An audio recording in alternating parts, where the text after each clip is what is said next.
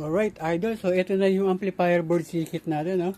So, ito ay kumpleto na. Ayan. Kumpleto na yung kanyang power transistor. Ayan na, idol. Complete na yun, no? So, yung ginamit ko nga pala dito ay NJW 0302 at NJW 0281. Yan, idol. So, okay na yung amplifier board natin, no? So, ang gagawin naman natin ngayon ay syempre, yung magtatakda ng power ng amplifier na to. So, ano ba yung nagtatakda ng power ng mga idol? So, itong board circuit na to, hindi ko ito masasabi kung ilang watts to. Yan. Pwede ko masabi siya kung hanggang ilang watts ang kaya niya. Pero hindi ko masasabi yung watts niya hanggat hindi pa natin nagagawa or napapinalize yung kanyang transformer. Kasi mga idol, sa transformer po talaga nanggagaling ang power ng isang amplifier.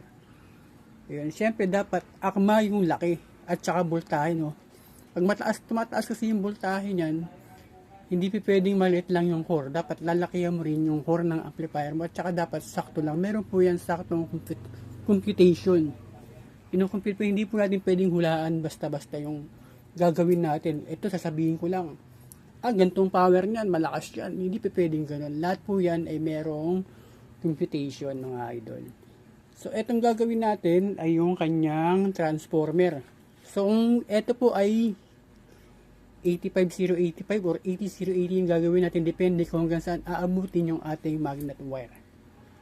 Ibinili natin. So, ito nga, no, ang gagawin lang natin dito ay 2U or 2RU na case. So, maghanap din tayo ng case na ganun na 2U. So, basta kumpletuhin muna natin yung materials para makagawa tayo ng isang power amplifier. So, kailangan natin ng kanyang core. Alright, so ito meron tayong core dito. Ayan. Ito yung pinakabakal sa loob ng transformer. So, hindi dito basta-basta gagamit tayo ng ordinaryong yero lang, no? Tapos i-roll natin. Hindi po pwede yun. Special po yung ginamit dito na iron sheet. Ayan. Alright, so syempre, yung wire natin sa primary, ayun, primary wire. Yan, primary wire. Tapos yung wire ng secondary. Yan, medyo mataba yan, no, secondary. Ayan, so habang bumababa ang voltahe ng nagagawin mong transformer, lumalaki rin yung wire niyan. Habang tumataas naman yung ginagawa mong voltahe na ginagawa mong transformer, lumilit din yung wire niya, no? Ayan. Tapos, syempre, yung voltahe ng para sa mga blower, sa mga protect, o sa mga buffer, ito gagamitin natin.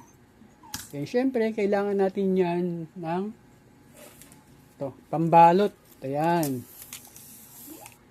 Pambalot ng toroidal transformer. So, ang gamit na natin dito ay itong mylar plastic na sadyang ginawa ng pambalot para sa toroidal transformer.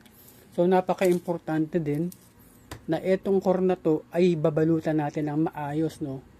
So, dapat balot na balot niya na hindi pwedeng dumikit yung wire sa bakal.